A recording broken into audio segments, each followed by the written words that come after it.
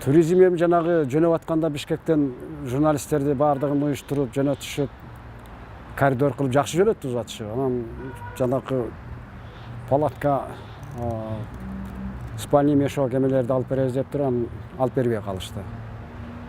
Анан келгенден кийин деле мындай Акипресске акча төгүп туруп бир пресс-конференция өткөрөбүз деп туруп, аны да өткөрбөй койду. Ошо 5000 мен өзүм каржы менен барсам, анан дагы 5000 төгүп мен Акипресс өткөрүп, мага эмне кереги бар дедим мен Акипресс үчүн же сенсация үчүн барганым жок. Мен негизги максатым жанагы ушу Кыргыз эли менен Кыргызстан менен Өзбекстан элинин ортосундагы достукту күчөтүп, ошого алтын көпүрө болоюн деген максатта бардым.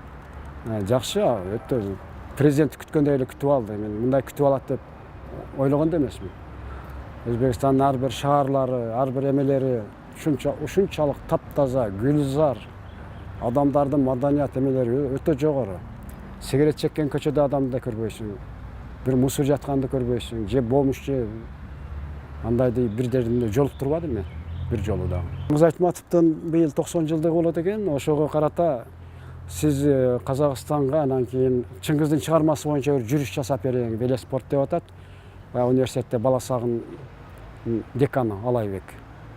Ошол биз ар бир чыгармасы боюнча Казакстанга чейин барып бир 20 күндөй жүрүп келесиз деп калды. Анан мен дайым эле өзүм менен каржы менен жүрүп эми каржыласаңар барам деп койдум. Ошол сентябрда байланышалы деп калды. Сентябрда байланышса, ошо сентябрь орто ченинде эмесинде ушундай жөнөп кетиши мүмкүн. Анан сентябрда дагы мынау Ташкентте 65 жаштан жогоркулардын Азиянын чемпионаты болот экен, вело спорт боюнча. Ошого Ташкентке келесиз деп эме кылышкан. Кат жөнөтөбүз дешип калышкан. Эгер кат жөнөтүп булар каржылап калса, ошол чемпионатка бир барып катышып келсем болот